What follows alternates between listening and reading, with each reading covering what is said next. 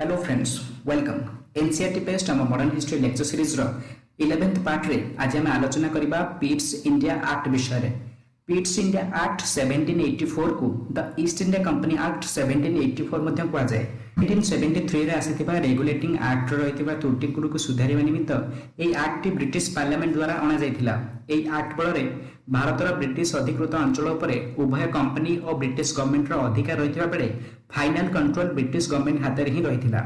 एई act 1858 मसिया पर्यंत प्रभावी रहिथिला। तत्कालीन ब्रिटिश प्रधानमंत्री विलियम पिट द यंगर को नाम रे एही एक्ट टी नामित होइथिला। वर्तमान आमे देखिबा जे एही एक्ट रे कोन कोन सब प्रोविजन रहिथिला। पॉलिटिकल मैटर पई बोर्ड ऑफ कंट्रोल क्रिएट हिथिबा बेले कमर्शियल अफेयर्स पई कोर्ट ऑफ डायरेक्टर्स अपॉइंटेड होइथिले। बोर्ड ऑफ कंट्रोल सिविल और मिलिटरी व्यापार बुझुथिला एवं एथिरे 6 जण लोक थिले। जणे हेले सेक्रेटरी ऑफ स्टेट जे के बोर्ड प्रेसिडेंट मध्ये थिले। आ जण हुचंदी चांसलर ऑफ द एक्सचेकर आउ 4 जण प्राइवेट काउंसिलर्स थिले।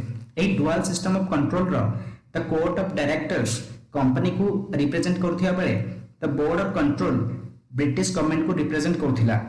एही एक्ट रे ए प्रोविजन मध्ये रहिला जे प्रत्येक सामरिक और प्रशासनिक अधिकारी जॉइन करिबार 2 मास मध्ये ही निजर संपत्ति तालिका प्रदान करिवे। दुर्नीतिग्रस्त अधिकारी को कठोर दंड विधान करा जिबार मध्ये व्यवस्था रहिला।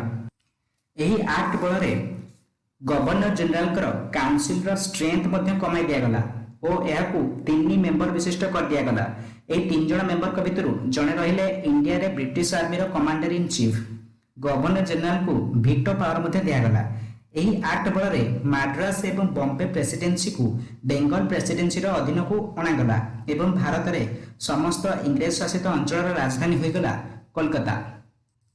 वर्तमान आम आलोचना करिबा एही एक्ट रो आ कोन सब फीचर्स थिला। एही एक्ट कंपनी रो पॉलिटिकल और कमर्शियल एक्टिविटीज को अलग कर देला।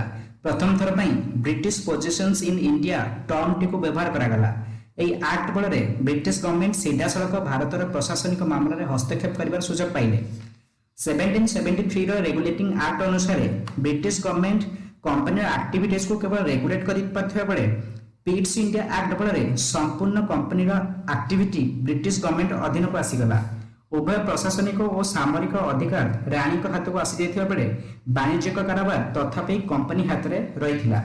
वर्तमान आम आलोचना करिबा जे एही एक्ट रो ड्रॉबैक्स कोन रहिथिला। एही एक्ट को एक फेल्योर भाबर मध्ये देखा जाय कारण कंपनी और सरकार को कार्यकलाप भितरे केउंटी बाउंड्री रहइबो अर्थात विस्तृत भाबे एहा आलोचना करा जाय नथिला जे एक्जेक्टली को एरिया सरकार हाथ रहइबो आ को एरिया कंपनी हाथ रहइबो। सेति पई पछरे बहुत सारा कंफ्यूजन क्रिएट मध्ये होइथिला। वर्तमान पे एतिकी आर परवर्ती भाग रे हम आलोचना करिबा परमानेंट सेटलमेंट एक्ट विषय रे। धन्यवाद।